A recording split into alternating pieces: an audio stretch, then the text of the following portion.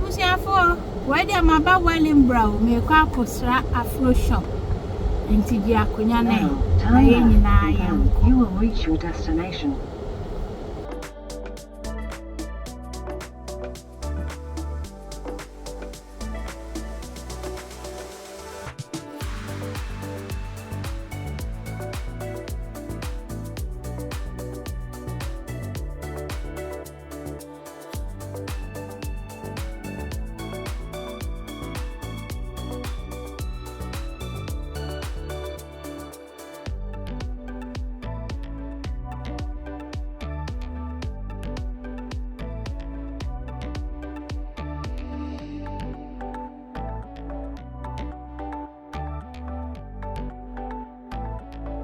I was here for me church ya munyina send me kai no de bia ya me kase onioma wo Wellimbra AFRO SHOP and de me tutu meto aba beto ma ahofefo so aho entima abekire omro no a ebembe ha be na mba me tfe e ma bia wa ha se pa we mi pe bidi akobo nkwan ma so original nkra wa he oba abemoduro bibia wa ha se kama enti kama man feto ma so e na fa na ho ofe kire na on kire nkrofo.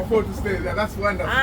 Me ne AFRO SHOP maame obia nene oba AFRO SHOP a nya ope bia benya bi mama Betty ni fufuo no ne niama spices all the spices no obenya bi wa ha no ye wo prekese Tom Brown ena bajre fufuo momone kobi just a bibia bi wa ha say Hair products so bon hair products so ho expression ni nyina ye wo ni nyina hair relaxer ni a wo pe bia no wo benya bi wa ha Wellimbra Northampton Catherine Corby Edinburgh Peterborough Finidon Brafo ni nyina wo nyina momra AFRO SHOP Mame AFRO SHOP wana mo amunyu na ma fanti doko bi su na bo ha fanti doko no so wa ha Busiafo ai fanti doko no Ghana melo nido fufuo mama Betty fufuo no ha na spices ni nyina bi wa enti we dia mesra mo anopai mote ya na kire se ye bo mo nkaye se momra yeah, Simama. Now, okay. Okay, so the mama atia atum ya. Wow, AFRO SHOP, mami ankasa. Hey, what's to you? Pentecost, Emma, momra. That's wonderful. Tia hansunie, mama niema no. That's right. Emo bibia bi original so ne tia ha no. So ho. Mo amani tia.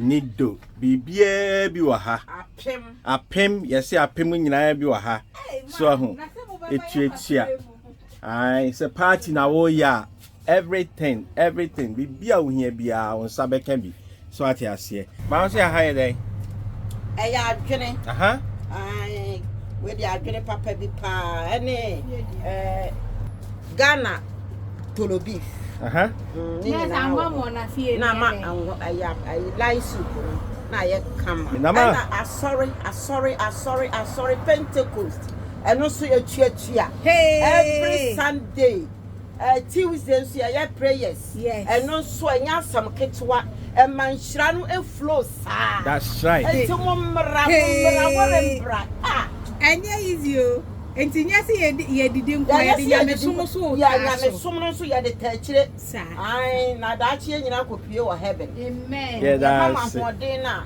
mama aduane ahoden na ni amamu huhum ahoden so that's right that's right yeah that's it ba ye ni age pass ye be sra we de nyame nhira mu non to super ngo adwuma pa mo ye no so bye bye